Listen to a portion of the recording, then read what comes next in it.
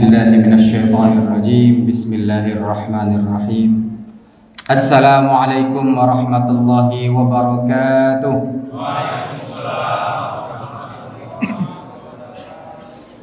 Alhamdulillahi rabbil alamin, alladzi bi ni'matihi tatimmus shalihat wa bi fadlihi tanzilul barakat. Nashhadu an la ilaha illallah wahdahu la syarika lah wa nashhadu anna Muhammadan 'abduhu wa rasuluhu sallallahu alaihi wasallam. Allahumma 'allimna ma yanfa'una wanfa'na bima 'allamtana. Allahumma zidna 'ilma warzuqna fahma. Allahumma amin. Kaum muslimin muslimat, Bapak dan Ibu jamaah salat tarawih yang dimuliakan Allah Subhanahu wa taala, sampai kita pada malam ke-25 dari Ramadan. Bapak dan Ibu yang menyadari perjalanan Ramadan sejak awal hari demi hari biasanya punya ibadah khusus, Pak. Yang punya tilawah rutin setiap hari 2 juz. Begitu sampai di juz 30 dia mengatakan saya sudah masuk di 15 Ramadan. Begitu sampai di juz yang ke-50 berarti sudah masuk di malam ke-25 Ramadan. Nah, kaum muslimin, kalau ada yang sibuk, tak menyadari, tidak menentu, bisa-bisa Pak, perasaan baru kemarin Ramadan datang, sekarang sudah dekat-dekat sudah mau Idul Fitri. Kaum muslimin Bapak Ibu, perjalanan 24 hari Ramadan, kita perlu mengukur diri, evaluasi diri, ngambil hikmah dan pelajaran penting dari bulan Ramadan. Nah, dalam kesempatan singkat ini kaum muslimin Bapak Ibu, beberapa pelajaran penting kita ambil hikmah dari Ramadan. Pertama, Ramadan mengajarkan kita bahwa ibadah kepada Allah itu nikmat bukan beban. Nikmat bukan beban, Pak. Sejak sahur, sejak terbit fajar sampai maghrib kita tidak makan, tidak minum. Di siang hari tidak ada orang lain, tapi kita tidak mau untuk minum ataupun makan di siang hari. Kita tetap dengan mempertahankan agar diri kita dalam kondisi berpuasa. Tidak ada orang lain memang, tapi kita tidak tertarik, Pak, untuk membatalkan puasa. Kenapa demikian? Bapak Ibu, coba ada enggak di antara kita yang pernah menyesal? Menyesal tidak makan, tidak minum di siang hari Ramadan? Tidak ada, Pak. Berat memang, Pak, puasa Ramadan, nahan haus dan lapar, tapi kita begitu bahagia dengan ibadah Ramadan kita. Berat memang, tapi kita sangat tidak tertarik untuk melanggar aturan Allah di siang hari. Maka kaum muslimin Bapak Ibu, dari puasa ini kita mau belajar bahwa semua syariat Allah itu nikmat, Pak. Tidak ada yang memberat. Jangan sampai kita siap menerima aturan Allah dalam bab puasa, tapi dalam hal yang lain kita tawar-menawar. Nah, kaum muslimin, yang namanya syariat Allah itu ada perintah, ada larangan. Kedua-duanya, segala yang diperintahkan Allah membawa maslahat, dan segala yang dilarang Allah pasti ada mudarat kalau dikerjakan. Ini yang harus kita tanamkan dalam diri kita kaum muslimin. Ketika kita siap menerima ibadah puasa dengan begitu nikmat, ketahuilah Allah mengajarkan dalam hal-hal yang lain. Pertama, wa ahallallahu al-bai'a wa harrama riba. Allah perintahkan jual beli itu halal, riba itu haram. Bapak Ibu, meninggalkan riba itu adalah ibadah, karena riba diharamkan Allah. Namun apakah kita sesiap tidak makan, tidak minum di siang hari dalam puasa Ramadan saat meninggalkan riba? Bapak Ibu, begitu ada yang mau memulai bisnis butuh modal sekian, yang hadir di kepala kita adalah minjam ke satu lembaga yang berbunga riba di dalamnya. Lalu kita mengatakan bahwa selama saya belum punya pilihan, biarlah saya tetap pakai riba ini dulu. Bapak Ibu, ini kita tidak siap namanya. Seolah-olah kita mengatakan bahwa ketika Allah melarang kita memakai riba, dilarang berinteraksi dengan riba, seolah-olah kita mengatakan Allah tidak tahu kemaslahatan. Bapak Ibu, hati-hati. Wahai para wanita, diperintahkan oleh Allah Subhanahu wa taala, wal yudnina min jalabibihinna, turunkan hijab kalian itu, pakai hijab, tidak boleh buka aurat di luar atau di depan orang-orang yang bukan mahram. Lalu ada wanita mengatakan, rambut saya yang begitu indah, hitam, bagus, lurus, masa iya saya tutup, mubazir? Kenapa kita siap menerima ibadah puasa, datang perintah tutup aurat kita tawar menawar? Kaum muslimin, tanya diri kita masing-masing. Wahai para pemuda yang sedang mencari jodoh, mencari pasangan, Allah perintahkan pernikahan karena pernikahan itu ibadah. Proses melalui pernikahan dihalalkan oleh Allah berupa kita berkenalan atau ta'aruf.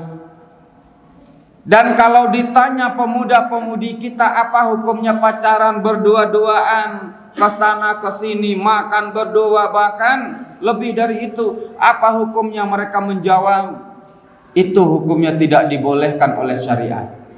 Lalu kenapa tetap dilakukan kaum muslimin? Bapak Ibu yang punya anak pemuda dan pemudi, awasi anak kita. Kita nanti yang diminta pertanggungjawaban di hadapan Allah. Mereka tahu itu dilarang, tapi mereka tidak siap untuk menahan hawa nafsunya. Mereka siap menerima tunduk di hadapan Allah dalam bab puasa Ramadan, tapi bab pacaran mereka tidak siap menerima. Ini namanya Bapak Ibu yang dimuliakan Allah Subhanahu wa taala, mengambil sebagian syariat lalu membuang syariat yang lain. Hati-hati. Kalau di masa Abu Bakar As-Siddiq, mereka siap mendirikan sholat tapi tidak mau mengeluarkan hartanya untuk zakat. Masih tawar-menawar, bahkan sampai mereka mengatakan, ammas sholatu in syi'tum fanuqimuha. Kalau sholat yang kalian inginkan, oke, baik, saya akan lakukan. Wa ammaz zakata fala nuaddiha illa 'inda Rasulillah sallallahu alaihi wasallam. Adapun zakat kami tunaikan di masa Rasulullah saja. Bapak Ibu, ini yang pertama. Puasa Ramadan seberat itu, Pak, kita siap menerima. Patuh tunduk kepada Allah, sami'na wa ata'na, tidak makan, tidak minum di siang hari.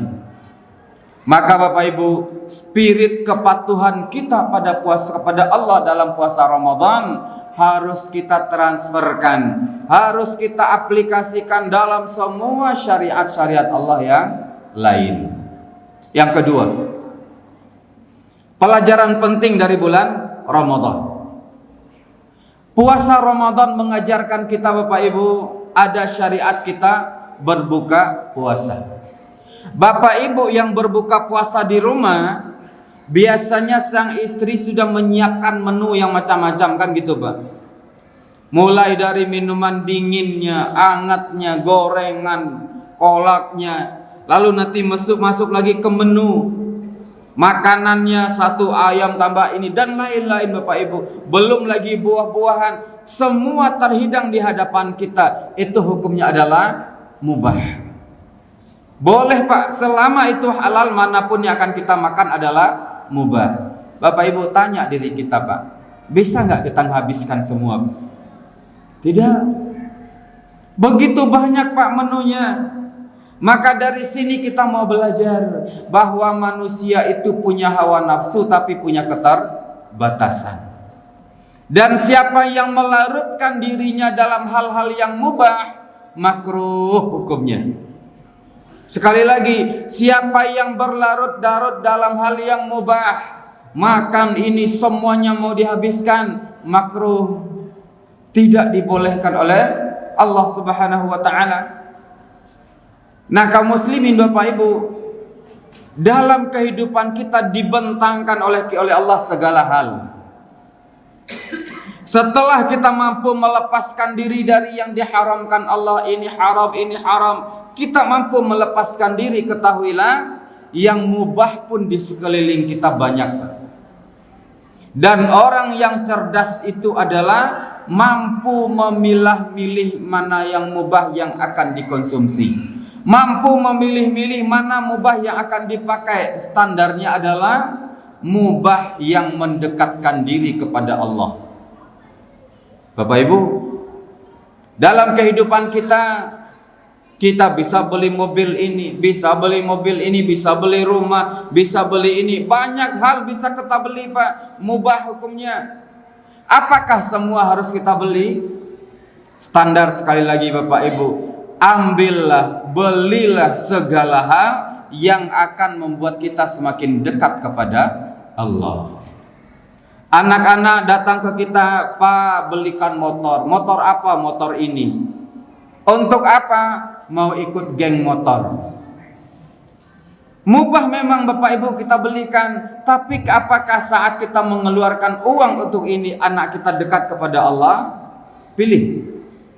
Al-kayyisu man dana nafsahu wa amila lima ba'dal maut. Orang cerdas itu Bapak Ibu, mukmin yang cerdas adalah seorang mukmin yang bisa memilah-milih sesuatu untuk mendekatkan dirinya kepada Allah, dan dia selalu berbuat untuk kehidupan setelah datangnya kematian.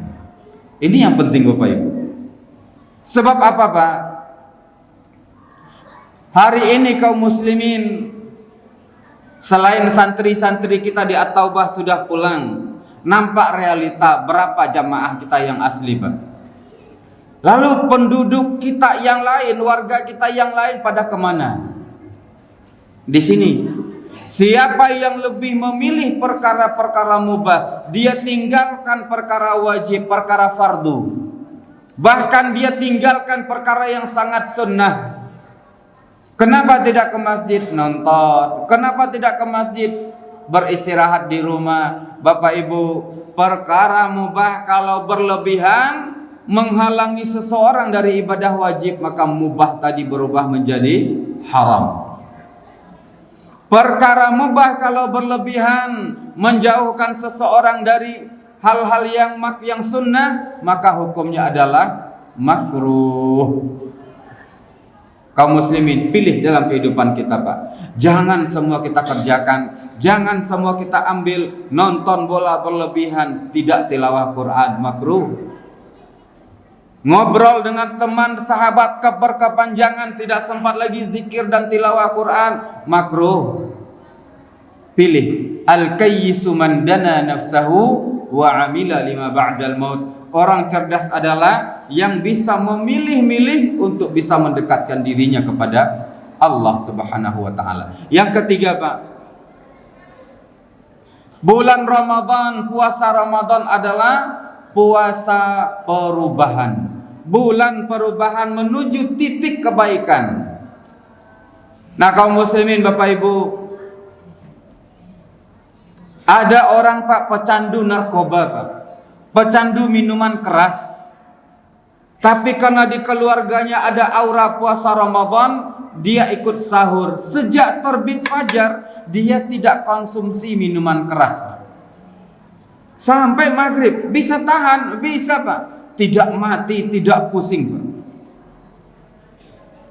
Ramadan mengajarkan kepada kita, siapa yang punya keinginan kuat menuju kebaikan, jangankan yang biasa-biasa, hal yang membuat orang candu pun tetap bisa ditinggalkan. Sayangnya Bapak Ibu, sayangnya begitu buka puasa langsung balas dendam. Andai dalam dirinya sudah ada tekad perubahan, ada keinginan kuat untuk berubah, 13 jam tidak mengkonsumsi yang diharamkan Allah, masuk waktu berbuka pindah kepada hal-hal yang halal, itu adalah afdal.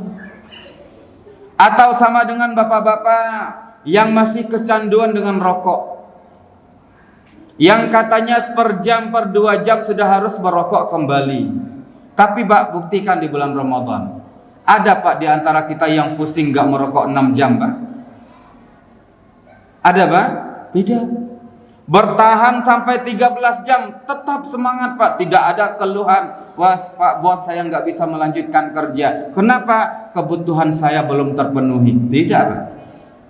Ramadan mengajarkan kepada kita bahwa perubahan menuju kebaikan itu sangat mudah dengan melalui cara puasa. Sayang 1000 sayang, begitu azan maghrib berkumandang, Allahu Akbar, Allahu Akbar, buka puasa dengan yang manis-manis. Ini kesalahan Pak. Siapa yang punya tekad berubah, Allah sudah bantu kita sejak terbit fajar sampai maghrib. Nah selesai maghrib jangan balas dendam, langsung alihkan ke yang lain. Minumkah dia, kolakah dia, apa saja yang membuat kita puas, jangan kembali kepada hal-hal yang tidak baik. Ramadan bulan perubahan. Bukan hanya itu Bapak Ibu ini muliakan Allah, bahkan mohon maaf orang-orang pelaku dosa besar, perzinaan, apakah karena godaan syaitan atau dia naudzubillah bekerja sebagai hal-hal seperti itu. Bapak Ibu, adakah mereka melakukan hal yang sama di bulan Ramadan? Libur Pak, dari terbit fajar sampai terbenam matahari. Mereka bisa merubah. Dan inilah spirit Ramadan yang hakiki. Ramadan bulan perubahan. Pertanyaan, kenapa saya harus berubah? Kenapa saya harus meninggalkan minuman keras? Kenapa saya harus meninggalkan rokok? Kenapa saya harus meninggalkan pekerjaan walaupun itu dosa besar? Kaum muslimin yang dimuliakan Allah, kalaupun kita ditanya tentang rokok Bapak Ibu, para ulama di sana mengatakan 2 saja pendapatnya Pak. Yang pertama adalah makruh, yang kedua adalah haram. Apa itu haram? Dilarang oleh Allah. Siapa yang mengerjakannya berdosa dan siapa yang meninggalkannya berpahala. Ini kalau kita pegang pendapat yang haram. Pendapat kedua mengatakan makruh. Apa itu makruh? Yang dibenci oleh Allah. Bapak Ibu coba renungkan sedikit Pak kata-kata yang ingin saya sampaikan. Sejak sahur kita mendekatkan diri kepada Allah, kita lanjutkan dengan ibadah subuh kita lanjutkan dengan ibadah puasa panjang, nahan haus dan lapar, menahan mata kita. Apakah maghrib datang kita kembali kepada yang dibenci Allah? Sudah panjang perjalanan kita mendekatkan diri kepada Allah melalui ibadah puasa Ramadan. Begitu kita sampai di halte kita sentuh lagi sesuatu yang dibenci Allah.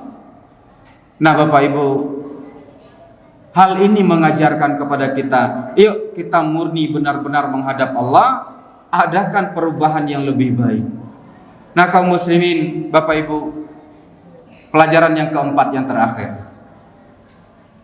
puasa Ramadan mengajarkan kepada kita bahwa kita bekerja apapun di dunia bukan untuk manusia tapi untuk Allah. Untuk Allah. Siapa yang bekerja untuk atasannya Pak di kantor, datang atasan semangat full melakukan pekerjaan. Bekerja karena demi gaji, pengen naik gaji, tingkatkan kinerja. Turun gaji, demo, kurangi kinerja. Tapi siapa yang bekerja karena Allah, beribadah karena Allah, berbuat karena Allah, kata Allah, tahan sejak terbit fajar sampai terbenam matahari. Siang hari kita nggak berani melanggar Pak. Indah Pak, ajaib. Tidak ada bos, tidak ada atasan, tidak ada keluarga di rumah, tapi dengan sangat telaten kita mengatakan kepada diri kita, saya beribadah karena saya dilihat Allah, saya beribadah karena Allah, sebab itu saya tidak akan mau melakukan hal-hal yang dilarang oleh Allah. Kan indah Pak. Nah kaum muslimin, Bapak Ibu, Siapa yang bisa melakukan hal-hal seperti ini?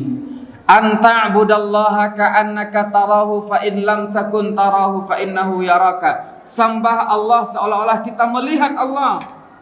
Itu bab puasa Ramadan. Kita tidak mau melakukan hal yang membatalkan puasa karena kita merasa dilihat oleh Yang Maha Melihat.